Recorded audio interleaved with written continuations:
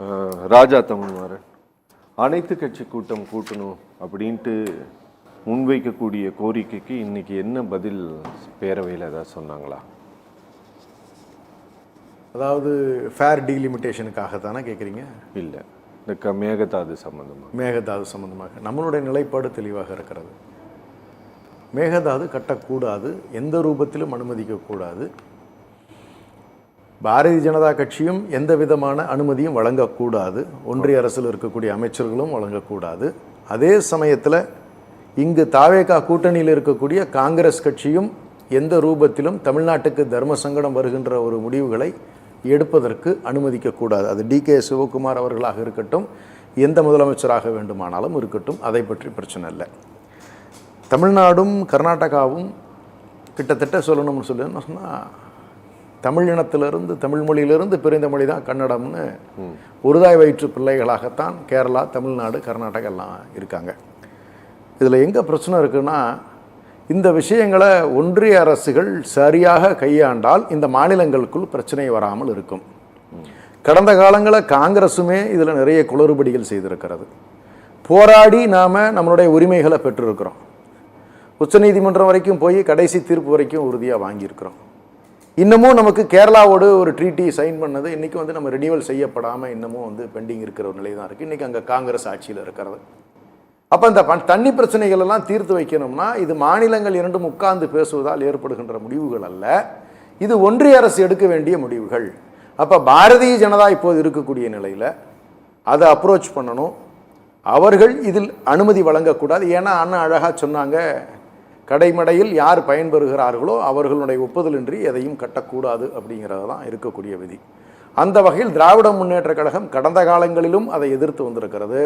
அது எடுக்கக்கூடிய எல்லா பிரச்சனைகளிலுமே அந்த கட்டுவதற்கான முயற்சிகள் எந்த ரூபத்தில் கர்நாடக அரசு எடுத்தாலும் அதை எதிர்க்கின்ற வேலையை திராவிட முன்னேற்ற கழகம் தெளிவாக செய்யும். ஓகே, அந்த சந்தேகம் யாருக்குமே எந்த காலத்திலுமே வேண்டாம். இந்த மாநில உரிமைகளை பொறுத்தவரை, நீர் உரிமைகளை பொறுத்தவரை, மொழி உரிமைகளை பொறுத்தவரை, நீங்கள் இன்ஃபேக்ட் டீலிமிட்டேஷன் ஆஸ்பெக்ட் இருந்தாலுமே சரி, ஃபேராக இருக்கணும் அப்படிங்கிறதுல நாம் ரொம்ப தெளிவாக தான் இருக்கோம். We will not compromise. TVK should take a right stand with Congress now. இப்போ அவங்க அவசியம் பேச வேண்டியது, ஒருவேளை டிகே சிவகுமார் அவர்கள் அப்படிப்பட்ட முடிவுகளை எடுக்கின்றார் என்று சொன்னால் இவர்கள் கூட்டணியில் இருக்கக்கூடிய ஒன்று ராகுல் காந்தி அவர்களையோ அல்லது சோனியா அம்மையாரையோ அல்லது கார்கே அவர்களையோ சந்தித்து, ஏன்னா அவரும் அந்த மாநிலத்தை சேர்ந்தவர் தான், இது முறையற்ற செயலாக இருக்கும்னு அழுத்தத்தை கொடுத்து நிறுத்த வேண்டிய பொறுப்பு அதிகாரத்தில் இருக்கக்கூடியவர்களுடைய தற்போதைய நிலைப்பாடு அதுவாகத்தான் இருக்க வேண்டும். ஓகே ஓகே ஓகே ஓகே என்ன ராஜா சகோதரன் சொன்னார், அதாவது கடந்த கால ஆட்சின்னு சொல்லிலாம் நிறைய குறைகளை சொன்னாங்க. நான் 2 விஷயம் மட்டும் தெளிவாக நான் கேட்டுக்க விரும்புகிறேன். ஜூன் 12 தண்ணி திறந்திருக்கணும். 22 வரைக்குமாவது வெயிட் பண்ணி ஒரு 10 நாளில் ஒரு கரெக்டிவ் மெஷருக்கு ஒரு இனிஷியேட்டிவ் எடுத்திருக்கலாம். Kaveri water management authority approach பண்ணியிருக்கலாம். ஜூன் எண்ட்லையாவது போய் அப்ரோச் பண்ணியிருக்கலாம். வேணாம்பா ஜூலை ஃபர்ஸ்ட் வீக்லேயாவது அப்ரோச் பண்ணியிருக்கலாம். அப்போல்லாம் காவிரியில் தண்ணி இருந்துச்சு, கர்நாடகாட்ட தண்ணி இருந்துச்சு. நீங்கள் ஜூன் விட்டு ஜூலை 24னா கிட்டத்தட்ட 12க்கும் 24க்கும் அந்தாண்ட இருக்கக்கூடிய 24 ஒரு 18 கிட்டத்தட்ட 42 நாட்கள் தள்ளி தான் நீங்கள் போய் ஃபைலே பண்ணுறீங்க. இந்த 42 நாள் தூங்கிட்டு இருந்தீங்களா?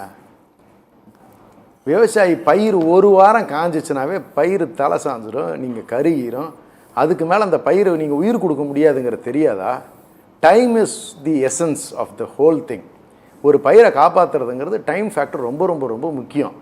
நீங்கள் அந்த டைமில் கேட்டிருந்தீங்கன்னா தண்ணி இருக்கும்போது கொடுங்கன்னு சொல்லி காவிரி வாட்டர் மேனேஜ்மெண்ட் அத்தாரிட்டியில் ஒரு ஆர்டரை வாங்கியிருந்தீங்கன்னு சொன்னால் அப்போ கொடுத்துருக்கிறதுக்கான வாய்ப்பு இருக்குல்ல. டுவர்ட்ஸ் த எண்டு போகும்போது தானே நீங்கள் தண்ணி இல்லைங்கிற ஸ்டேஜில் போய் கடைசியாக போய் கேட்கும்போது அப்போ கூட என்ன சொல்கிறாங்கன்னா, வெறும் 3500 கியூசெக் மட்டும் ரிலீஸ் பண்ணுங்கள், 15 டேஸ்க்கு ரிலீஸ் பண்ணுங்கள், அதே வெறும் 4 டிஎம்சி தான், அதையே முடியாதுங்கிறாங்களே.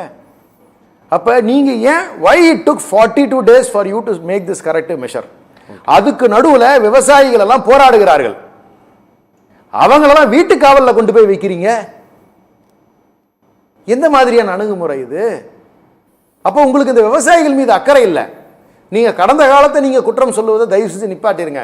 போராடி உச்ச நீதிமன்றம் வரைக்கும் சென்று ஃபைனல் ஆர்டர் தான் அது வாங்கினது.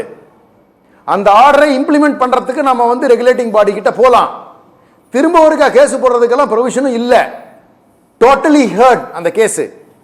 புதுசாலாம் ப்ரொவிஷன் இல்லாத போது நீங்க அங்க அப்ரோச் பண்ணியிருக்கணும். அடுத்தபடியா நீங்க போகணும்னா திரும்ப சுப்ரீம் கோர்ட் போக முடியுமா அப்படி நீங்க அப்பவே பார்த்திருக்கலாமே.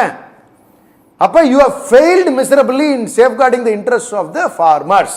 விவசாயிகளை பாதுகாப்பதிலிருந்து நீங்கள் தவறிவிட்டீர்கள்.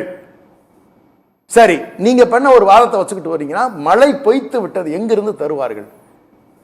அப்ப நிவாரணத்தையாவது கொடுங்க விவசாயிகளுக்கு. கடனை தள்ளுபடி பண்ண சொல்லி கேட்கிறாங்க, அதை நீங்க செய்ய மாட்டேன்னுட்டீங்க. 5 ஏக்கருக்குள்ள இருக்கவங்களுக்கு முழுமையான தள்ளுபடின்னு சொன்னீங்க. கடைசி அதுக்கு ஒரு ஸ்லாப் சிஸ்டம் வச்சு நீங்க குறைச்சிட்டீங்க. அப்ப அந்த கடனை முழுசா தள்ளுபடி பண்ணுங்க. நீங்க ஸ்பெஷல் ஃபண்ட் 134 கோடி ரூபாய் கொடுத்தோம்னு சொன்னீங்களா, அக்கௌண்ட்டுக்கு போய் சேரல சார், இன்னும் செக் பண்ண சொல்லுங்க சார் அவங்கள.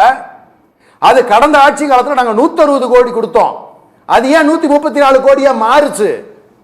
அந்த 24 கோடி ரூபாய் ஏன் குறைஞ்சிச்சு? இதுக்கு பதில் இல்ல. நிவாரணம் கொடுத்தீங்களா? அதுக்கு பதில் இல்ல. எப்படி மோடி அவர்கள் எப்ப பார்த்தாலும் எல்லாத்துக்கும் காரணம் நேருன்னு சொல்லிக்கிட்டு இருக்காரோ, அதே மாதிரி நீங்க வரலாறுகள்ல நீங்க தயவு செஞ்சு பின்னாடி போகாதீங்க. நீங்க என்ன செஞ்சீங்க, நீங்க என்ன செய்ய தவறுனீங்க, அதை எப்படி நீங்க திருத்திக்கணும்னு பாருங்க. அதுதான் விவசாயிகளுடைய நலனை நீங்க பாதுகாக்கிறது. நீங்க இந்த மெஷர் எல்லாத்துலயும் நீங்க தூங்கிட்டு இருந்துட்டு இன்னைக்கு தயவு செஞ்சு தூங்கி எந்திரிச்சு வந்துட்டு பேப்பர் படிக்கணும்னு எங்களுக்கு சொல்ல வேண்டாம். ஓகே ஓகே, சரியா? நீங்க பேப்பரை 42 நாள் படிக்கல. அப்ப கைது பண்ணி உள்ள வச்சு விவசாயிகளை வீட்டு காவல்ல வச்சதெல்லாம் முதல்வரினுடைய துறையிலிருந்து தான் கைது போயிருக்கோம். டெய்லி இன்டெலிஜென்ஸ் ரிப்போர்ட் வந்திருக்கும்ல, நல்ல கண்ணு போராடுகிறார், வீட்டு காவலில் வைத்திருக்கிறோம். படிக்கலையா சார்? அப்ப நீங்க கவர்னன்ஸே பார்க்கல. ஓகே.